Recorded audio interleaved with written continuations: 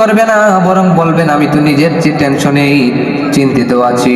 তখন আল্লাহর হাবিব সাল্লাল্লাহু আলাইহি ওয়াসাল্লামের কাছে সকলে যাবেন, গিয়ে বলবেন, দেখবেন যে আল্লাহর হাবিব সাল্লাল্লাহু আলাইহি ওয়াসাল্লাম সেজদায়। আর প্রত্যেকটা নবীদের জন্য দুনিয়াতে দোয়ার একটা জায়গা দিয়েছেন, সকল নবীদের জন্য দোয়া করেছেন, কিন্তু আল্লাহর হাবিব দোয়া করেন নাই।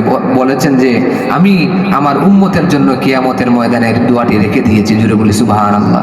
লোকদিন হাত উঠিয়ে বলেছেন উম্মতি উম্মতি, জুড়ে বলি সুবহানাল্লাহ।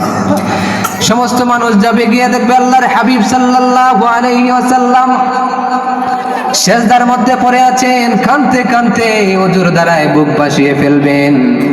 আল্লাহ পাক রব্বুল আলামিন আল্লাহর হাবিবকে বলবেন, ইয়া রাসূলুল্লাহ ইরফা রাসাক, আপনি এত কান্না করতেছেন, আমার তো সহ্য হচ্ছে না, আপনার মাথা মোবারক উত্তোলন করুন।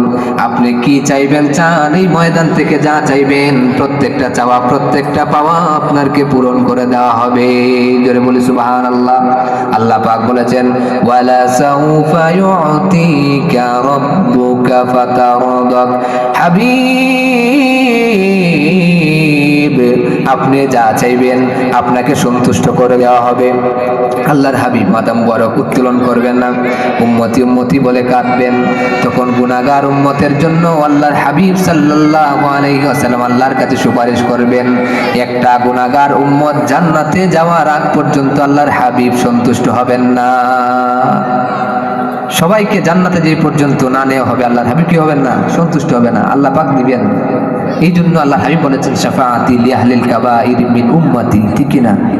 শাফাআত হচ্ছে আমার উম্মতের মধ্যে যারা কবিরা গুনাহ করে তাদের জন্য। আমরা কি কবিরা গুনাহ করছি না? করছি। এই জন্য যদি আল্লাহর হাবিবকে সবচেয়ে বেশি ভালোবাসতে পারেন, জান্নাতে যাওয়ার জন্য এটাই যথেষ্ট হবে। জীবনে আমল করি, ইবাদত করি, নামাজ পড়ি, রোজা রাখি, কিন্তু আমাদের এই আমলগুলি কবুল হয় কিনা আমরা কি জানি? কেউ বলতে পারবে না কবুল হয়েছে? তাহলে গ্যারান্টি যদি না থাকে জান্নাতে যাবেন, তার গ্যারান্টি কি দিতে পারবেন? কেউ দিতে পারবে না। এই জন্য আল্লাহর হাবিব বলেছেন, লাইয়ুনজিয়া হাদাম মিনকুম আমালুহুল জান্নাহ, তোমরা পৃথিবীতে নামাজ পড়ো, রোজা রাখো, দান সদকা করো, যা কিছুই করো না কেন, তোমরা যদি আমল করো সেই আমলের দ্বারা তোমরা কখনোই জান্নাতে যেতে পারবে না। আমলের দ্বারা কি পারবে না? জান্নাতে যেতে পারবে না।